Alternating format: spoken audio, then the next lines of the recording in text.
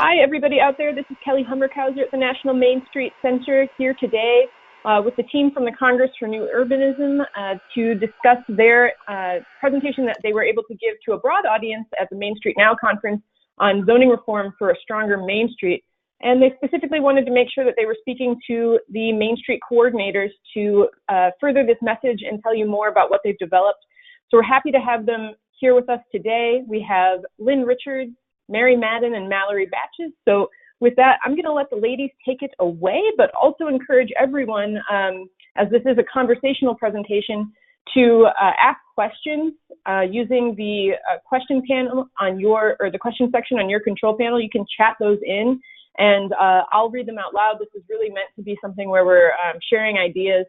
So please feel encouraged to do that, or use the hand raise icon on your control panel, and we'll make sure to address any questions or concerns or needs that you have.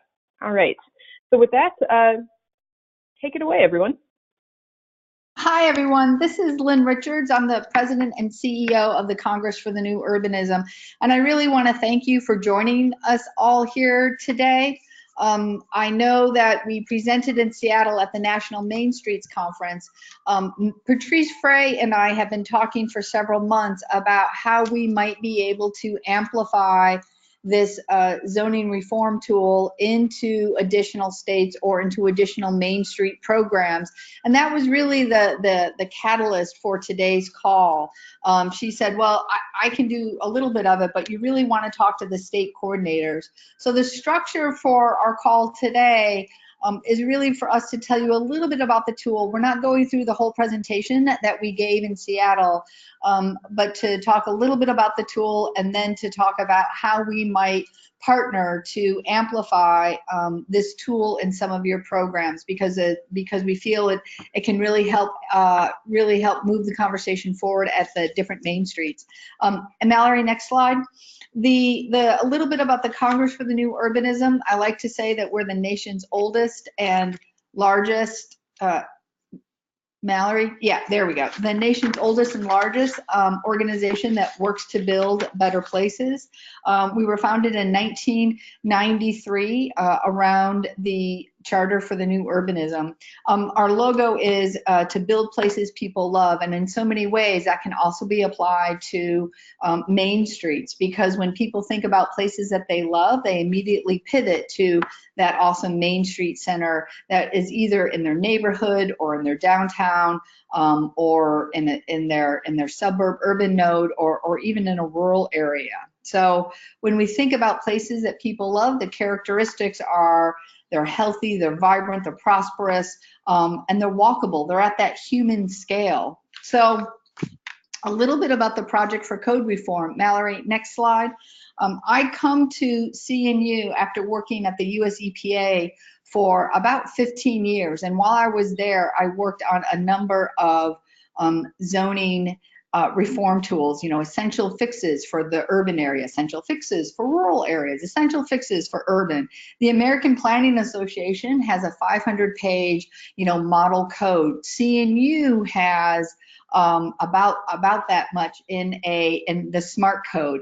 And all of these coding tools are kind of done at the national level. And when a local government receives it or looks at it, they're like, I don't know what to do here. I don't have the capacity. I don't have the the wherewithal to sort through it. Everything has to be contextualized, and it needs to be customized for our own area. So that is why over the last 20-25 years, many cities have just done this city by city. So there's 42,000 units of local government in the United States, and while we don't have an exact number, something like maybe only 2,000 have actually taken on a kind of comprehensive or any type of coding reform. So we took this issue. There's these national coding tools, and then there's city by city, which is incredibly expensive and very time consuming. So is there another way? So Mallory, next slide. And so 4 years ago, I launched the Project for Code Reform with the idea that we want to meet local governments where they are. So instead of developing a code that will absolutely guarantee an amazing place, a great place, what about if you just did one thing? If you do nothing else, just put the parking in the back in your downtown area for new development, or change your frontage standards. Again, thinking about what are those coding changes, zoning changes that you can make that will enable a good place instead of guaranteeing a good place. And that's where the Project for Code Reform comes in. So it is about putting some state-specific, context-sensitive coding language in the hands of local governments that have limited capacity. We feel that this tool is really aimed at small and mid-sized cities. We started in Michigan. Mallory, next slide. We started in Michigan with the Michigan Municipal League, and the idea with the Project for Code Reform is looking at the state-specific drivers of the rule of law and the state-specific coding challenges that you have. So many places are suffering the same type of issues around, say, parking, as a for example. But how that plays out in Michigan might be very, very different than how it plays out into Arizona. So instead of doing a national document,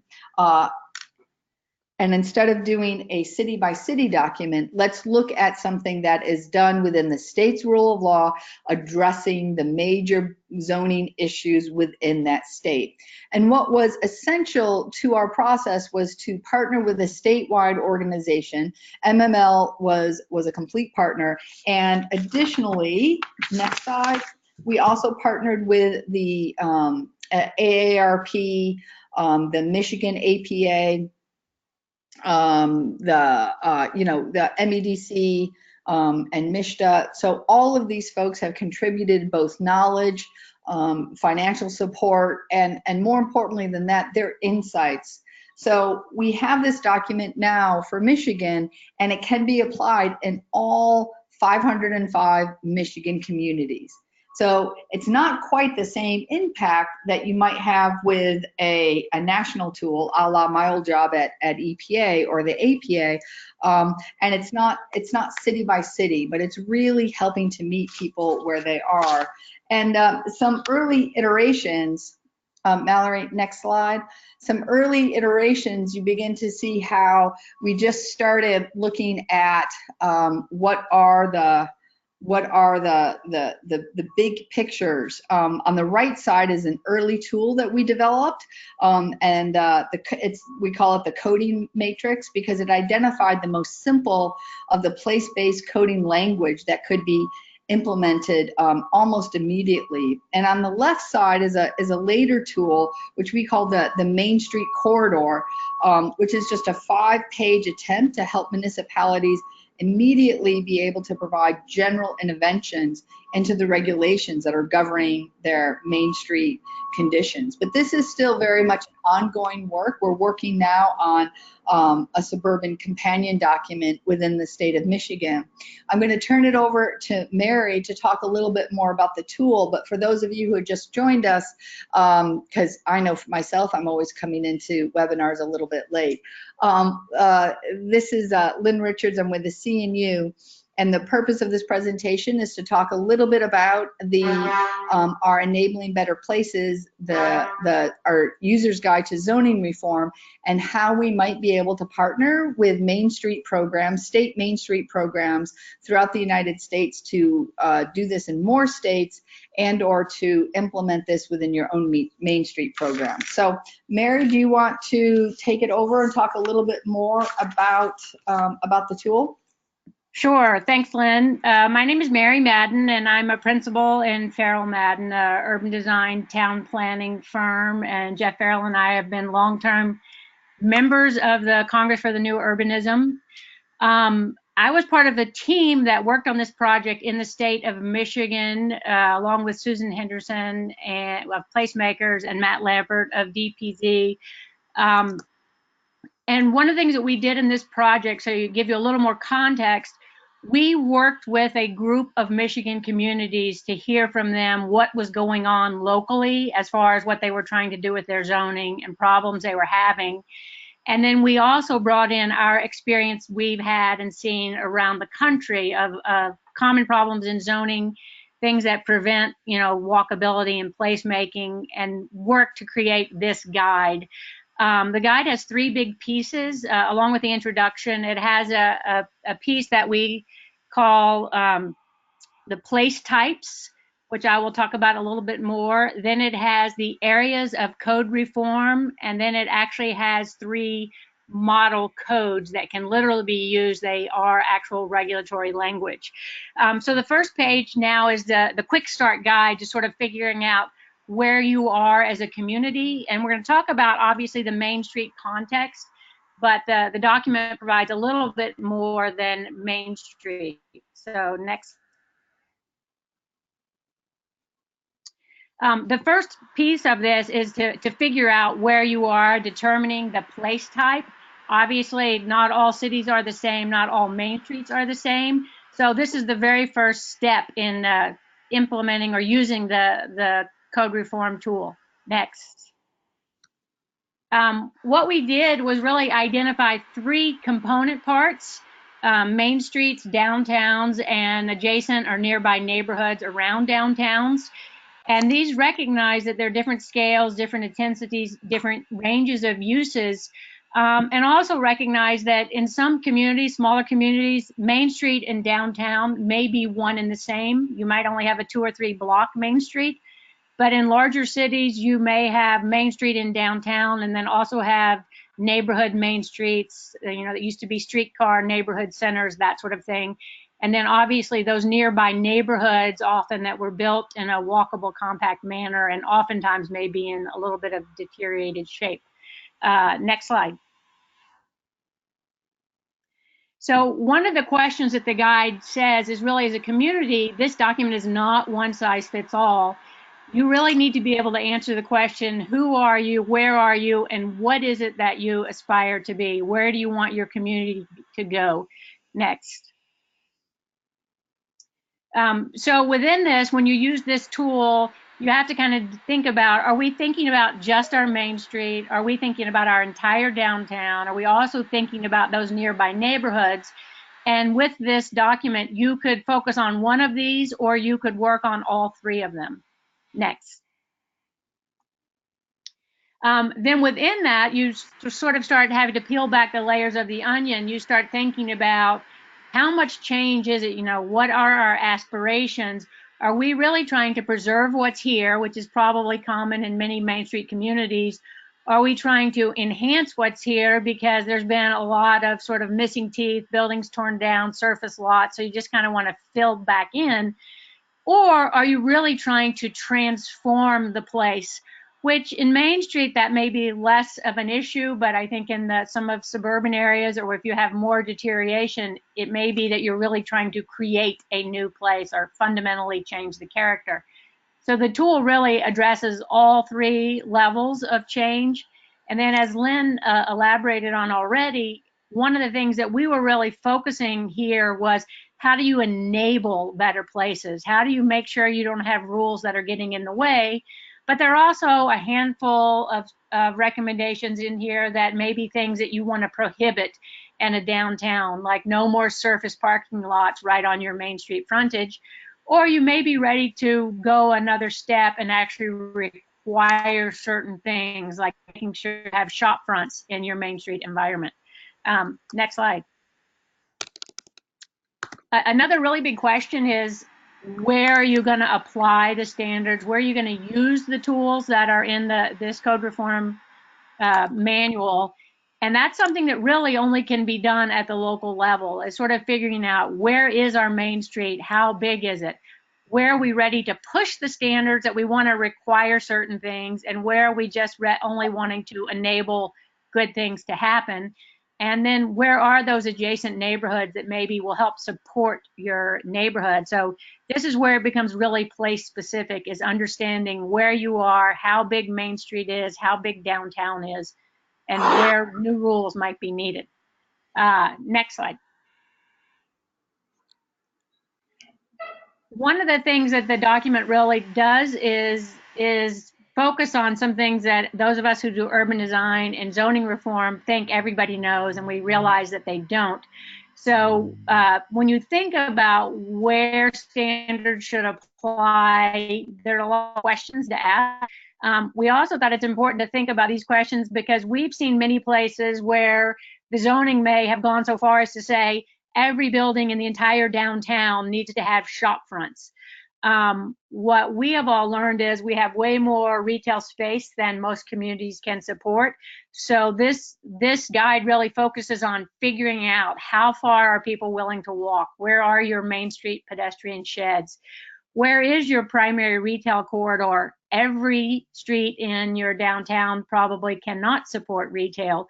Can you create a park once environment? So you know most people are going to drive to your Main Street or your downtown, but can they leave their car and do multiple things while they're there? Next slide. Another big piece that the code the document emphasizes is to know your market. We've also seen a few years back, there was a big push that everybody should have multi-story mixed-use buildings. And so you really need to understand and acknowledge, as probably most of you do, lots of small towns really don't need a multi-story Main Street. They really need to focus on just getting ground floor retail or one-story buildings.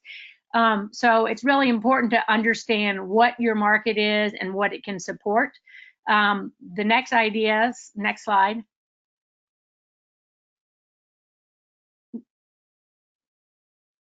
Is really to understand the idea of mixed use by proximity. Again, I think maybe we all went overboard over the past 5 or 10 years thinking we need to have shop fronts on the ground floor and residential above, and we need every building to be mixed use everywhere. And this document really acknowledges, especially in those adjacent neighborhoods, that one of the things you need to do is make sure you have rooftops. You need to make sure you have residential very close to your Main Street. So even if people don't live literally on Main Street, they live a few blocks away. Those are the people that will help support your market in your downtown. And I'm sure you all know that. But what we found is a lot of zoning ordinances don't seem to recognize that. When they started encouraging mixed use, they really went so far the other way, trying to say that we need to have mixed use everywhere. So this document really tries to acknowledge some of these more subtle standards that we've learned from experience, and also what we heard from the folks in Michigan and what was working or what they were having problems with. Next. So the first part, the place types and understanding who, where you are, is a big section of this document.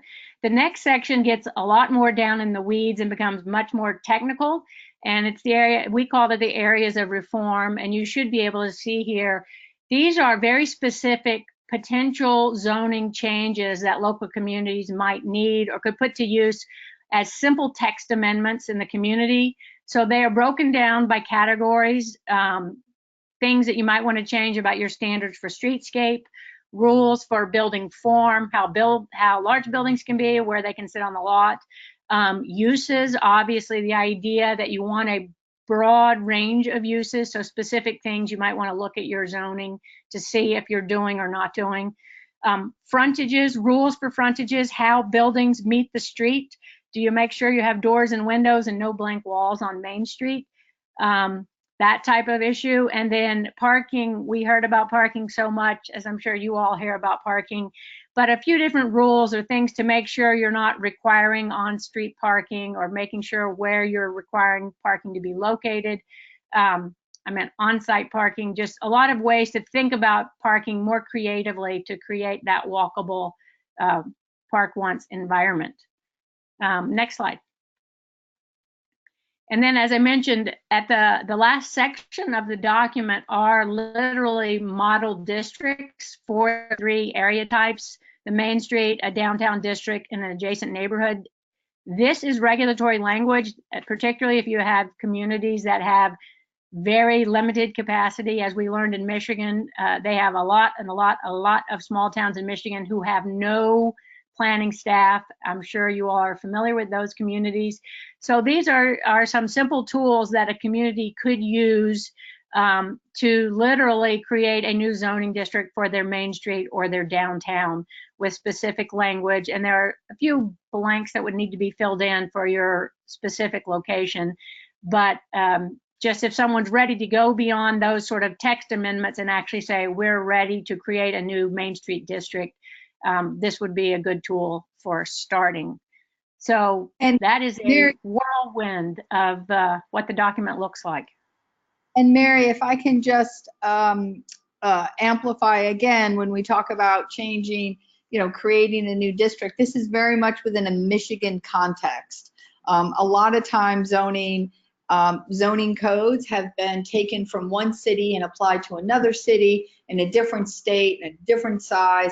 And so we worked really hard to understand what the big challenges in Michigan were facing and what the state regulations would allow and not allow. So I don't know, Mary, if you want to talk a little bit more about the differences between different states. Yeah. So if I know we talked about that on prep, so that's my first question to you. Sure. So obviously there is a federal model zoning code, and Lynn said, as APA does a lot about that. But because we were working specifically with Michigan communities, and we had a land use attorney who worked with us, this was tweaked specifically for Michigan, and there are a lot of similarities from state to state, but there are also oftentimes very specific things that are unique in different states, and depending on whether community you're in a home rule state or not, there are some things that your zoning can do. In other states, zoning is more restricted. In some states, zoning can't touch architecture. In other states, it can, etc. So I'm sure many of you are familiar with that. So this was very much done within the Michigan context. Some of it could apply in other states. Some of it is very specific to Michigan. So thanks for highlighting that, Lynn. I had skimmed right over it. Well, I mentioned it and you mentioned it too. It's such an important piece because to me, that's where the real innovation of this project for code reform comes in, is both the incremental aspect and also that it's state-based, and then also to underscore how important it is to work with statewide partners. So it really is context sensitive to the state and to the coding issues that are being faced within that particular state. Mallory is also the project manager for this project. Because I joined, she got booted off from talking. But Mallory, is there anything that you want to add before we open it up to questions on this? No, I think when we presented, you mentioned at the beginning of this, I think that we presented at the National Main Street Conference, and there were a lot of questions that the attendees had during that session about, sort of the contextual details, like Mary mentioned, those contextual details that are specific to a given location.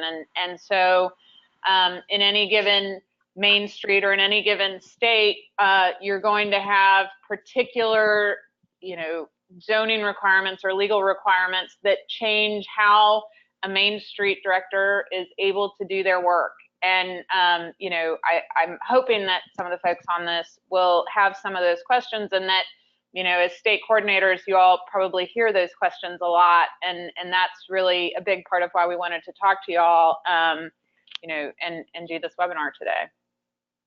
Thanks, Mallory. So yeah, that was to underscore what we're really hoping to talk to the state coordinators about, is how might we do this in your state, working with National Main Street as one of our central and core partners, and or how might we apply this to a particular city. So with that, we're happy to answer any questions and to talk about how we might deepen this collaboration.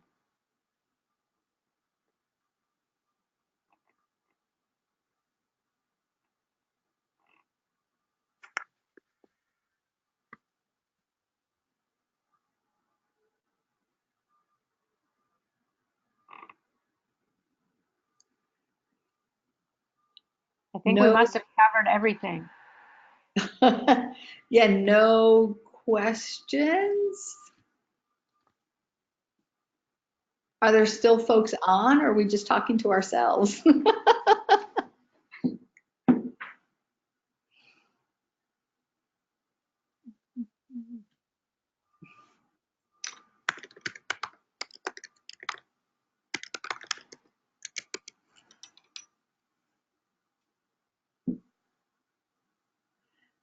So I can talk a little bit more. Kelly, you said, I think that you were getting the chat questions.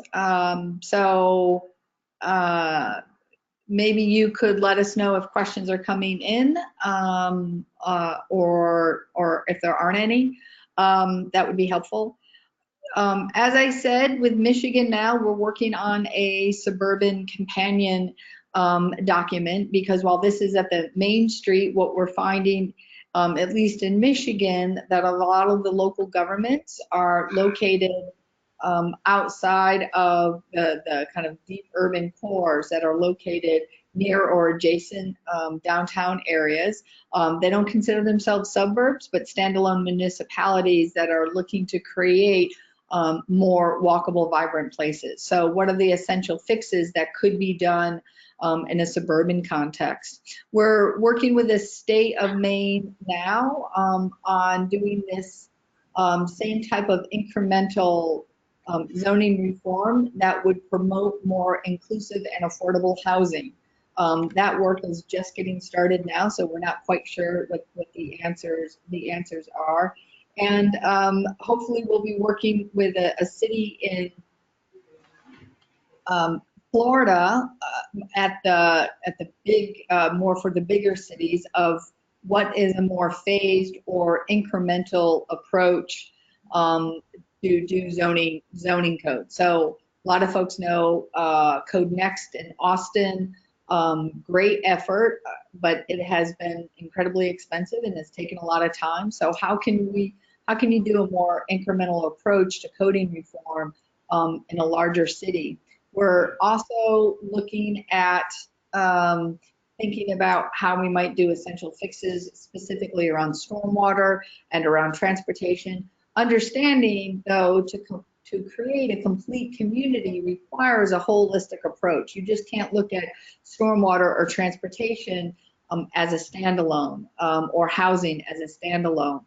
But with this model of a kind of, if you do nothing else, do this, an incremental approach, how might we elevate some specific issues? Hi, everybody. We do have some questions percolating. I apologize, I had an audio issue before. I'm hoping that you can hear me now. It looks like it's working. Yep. Great. A question from one of our coordinators. What is the kind of financial side of kind of developing a partnership with CNU to work on a program like this in their states? You know, what is the ask being made to get you guys to kind of transfer this into a state context for them?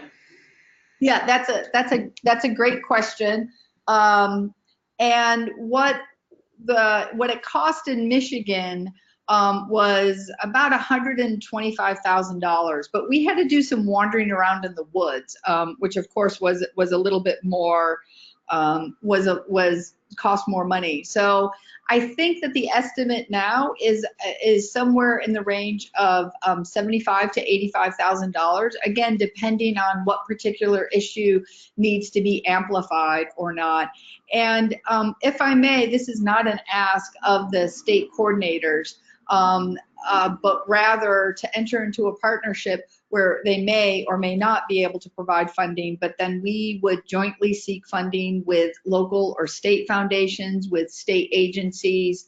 I do not feel comfortable taking this approach into any state without having a strong state partner. So the ask is really twofold. Number one, will you be our state partner to identify additional states, much like the role that MML played?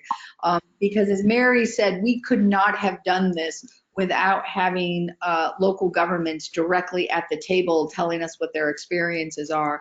And your experience, you play this coordinating role with the state Main Street, with all the Main Street programs in your state. So having those connections is essential.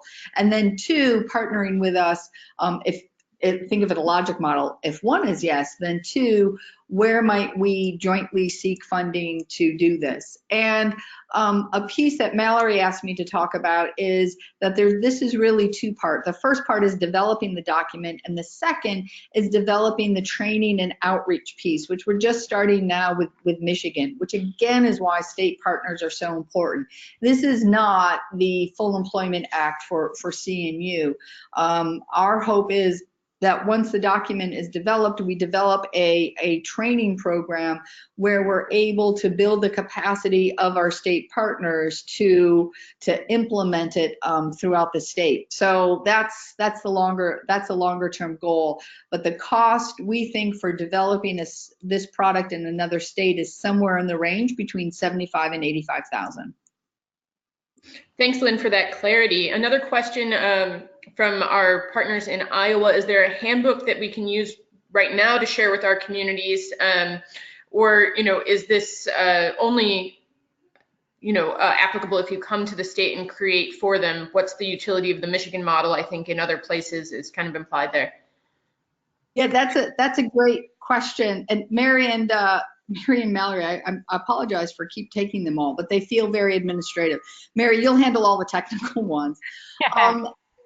Our partners with National AARP saw this document. Danielle Aragoni, she's a longtime friend of mine, and she took it to North or South Dakota, and a local government official came up to her and said, "I was just elected. I have a 100-day honeymoon period. What can I do?" And she gave them our document. I was like, "Danielle, this is state by state. That's part of the innovation." She was like, "Lynn, no, that there's some definitely high level findings here that can be applied across national states."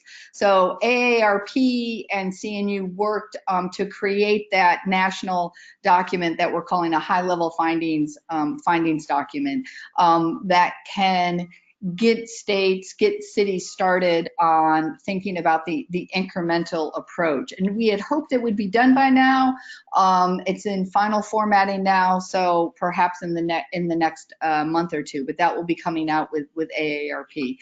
But really, in essence, we took the first half of the document and took out the Michigan specific information. So again, I'm still wedded that one of the larger innovations here is developing this within a state context. So I understand a lot of this information, at least in the first half of the document, can be applied elsewhere.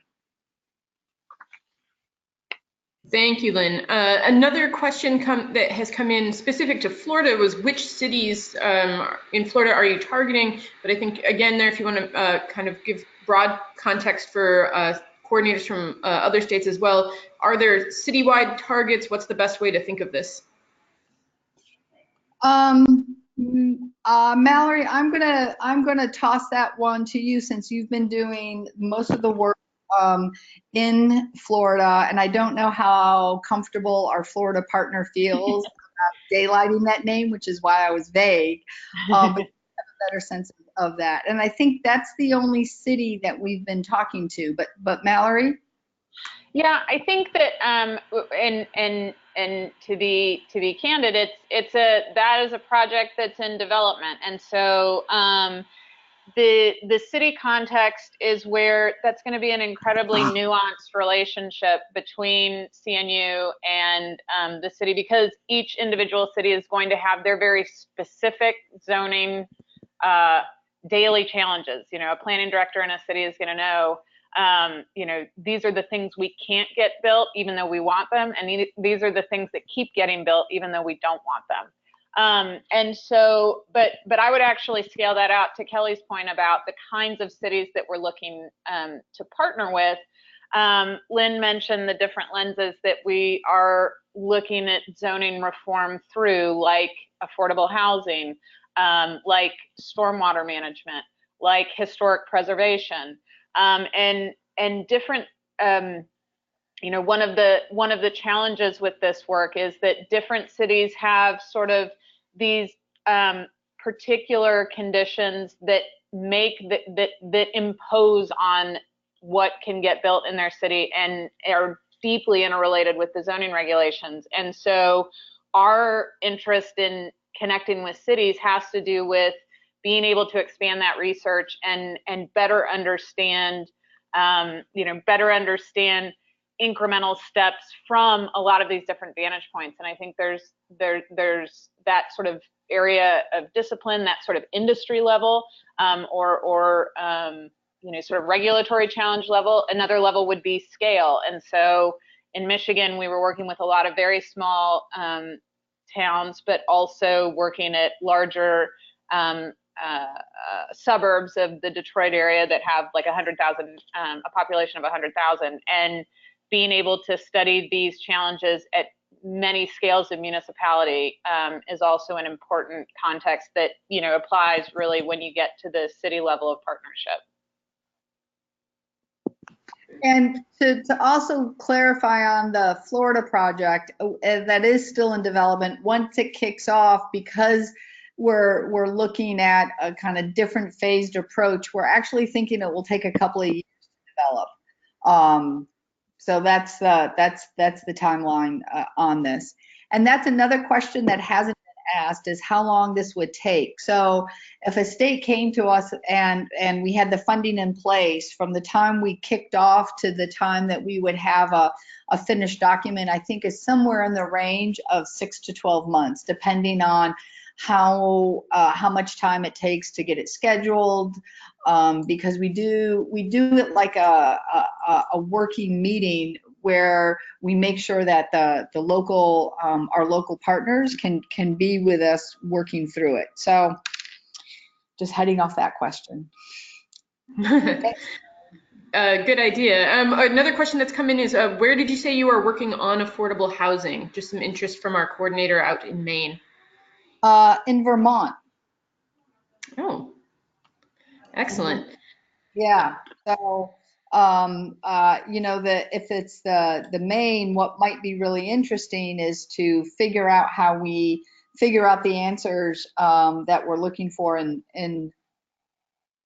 Vermont, and then go work in Maine. And we've been giving this a lot of thought as to coding and affordability. It's not so much inclusionary zoning, for example, because that is not easy, and it requires actually quite a bit of political will. But what are those zoning barriers that can reduce the expense of development, and what are those coding barriers that increase the time and the complexity of development? So we're looking at coding that can, coding changes that can decrease the cost of development, speed it up, and simplify it. Anyway, that's just where the initial thinking is on our Vermont work. What's the timeline of that work, just so folks know when they might see any published results on that? Yeah, that's a good question. We haven't scheduled the working meeting yet. I think it's going to be sometime in September or November. You have to avoid October because of the leaves. It will probably be November, and then we would have a document finished perhaps 3 months after that. So in the early part of next year. That's our hope. So our coordinator out in South Carolina, hi Jenny, said she'd be happy to kind of work as a contact and link to their Main Street communities, and that sounds awesome. But I'm also wondering, just because the question also hasn't come up, what is the kind of, what would you determine the kind of capacity of the statewide partner is to do this in terms of their level of participation in all the processes that we kind of talked about in the timeline? Mallory, I'm going to tap on you after I give kind of a broad answer. There's two ways of thinking about this. We absolutely want a full partner with people who are on the ground, and we're recognizing that the Michigan Municipal League was absolutely amazing, had the capacity, had the knowledge base, but also the time. In Vermont, it's being structured, I believe, slightly differently, where we're relying on the regional planning commissions, of which there are, I think, 12. And so we structured it instead of a single entity, we're structuring it slightly differently. So what I might say, I might answer the question slightly differently, is the outcome is that we want, as a full partner and collaborator, folks with on-the-ground knowledge of what the place types are, what the zoning issues are, and other technical details. And that can be done through the funding partner, that can be done through partnerships with the state agency, but that can also be done through like a strong network, like in Vermont, of regional or local folks. So it really depends on where the knowledge base is and that capacity. So in Vermont, the state housing authority wanted to bring us in. They have limited capacity, so we developed a workaround to get to that outcome. Mallory, is there anything you want to add to that? Because that was your idea, to use the regional planning. Yeah, I think it very much is dependent on, in some ways, on how planning is administered in any given state context. And so, you know, to your point of Vermont, and that many of the municipalities there don't actually have a planner on staff, and they rely on these regional planning commissions to provide their you know, technical planning work. So the state coordinators both will, you know, obviously have better knowledge of how a state's regulation gets administered. The other thing is that when we're doing this work, it is research based, and so we use case studies, and the state coordinators would be, you know, incredible resources for helping us to determine what the commonalities across a state are, and being able to use the right case studies to best determine what exemplifies the challenges that are being faced in a particular state, and both in terms of, you know, common challenges, common development pressures, common, you know, to that issue I raised of lenses that we're looking to study, common challenges outside of zoning that then impact what is actually possible through local land use regulations. So I think the state knowledge and the state coordinators, those resources are really great at helping us find those trends, find those patterns, and inform how we should be researching in a state context. Thank you, Mallory. We don't have any other questions coming in right now. If anybody wants to chat in more, we certainly would welcome that. But I also just wanted to ask our panel, you know, what are the next steps then if someone says, you know, this is a need in their state, what should they do to continue this conversation? That would be to contact Mallory. Mallory's the program manager for this, and share all of her information is on her website, but her email is mbaches@cnu.org. And she's absolutely fantastic. And then we talk about next steps. I've been in conversations with some national funders. The big picture idea is to get $200,000 to $300,000 and to send out a competition or a request for proposals to different states that they could apply. And in that way, we could just line up the next 2 or 3 states, and that may be another opportunity for state coordinators. But this is a wish list, right? So if any of you know of any foundations that you think might be interested, or you have an idea on that too, please let us know, so we can follow up on that. I had Mallory just texted her contact information to everyone. It was around next step. Sorry all. Kelly, anything else, or Mary or Mallory, anything else that you think we should have conveyed that we didn't? I just want to thank you all for being present at the conference and kind of getting this into the hands of, our managers and other network members in that environment, and also taking the steps to talk specifically to our coordinating network. For everyone that's on the call, we are going to make a recording of this and make sure to communicate information afterward so that we can hear more about this in next steps. And I'd say from our view, we'd also be particularly interested in hearing more about those next steps on trying to make housing development more affordable, particularly in our Main Street community. So that's very exciting work, and I thank you. Well, thank you, Kelly, and all the other state coordinators for participating on this. And also great thanks to Patrice Frey, who said that we should do this. I have been long hoping that we could develop a stronger relationship with Main Streets. I think a lot of the goals of what our mission at CNU is trying to do aligns quite nicely with a lot of the goals of National Main Streets and the Main Street programs. The final thing that I wanted to say is that CNU as a nonprofit is involved in the kind of product development of this, but the long-term hope is, that's what I'm saying, we'll get in the perfect world, a grant to do another 2 or 3 states, and then I think the methodology is out there, and then it would be great for other people to kind of pick it up as we move on. So if you all can think about the amplification of this, I see us being directly involved at this state piece. So to get involved now, I'm so excited that South Carolina wants to see how we might be able to partner. It's an exciting period to be kind of on the front lines of innovation, of how can we put this in the hands of more planning directors, more state coordinators, more Main Street program folks, more mayors, to enable them to make these changes so as not to kind of get bogged into how expensive it is, how complicated it is. This feels to me like a real disruption within the zoning model. Anyway, but thank you all again for having us. Thanks, everyone.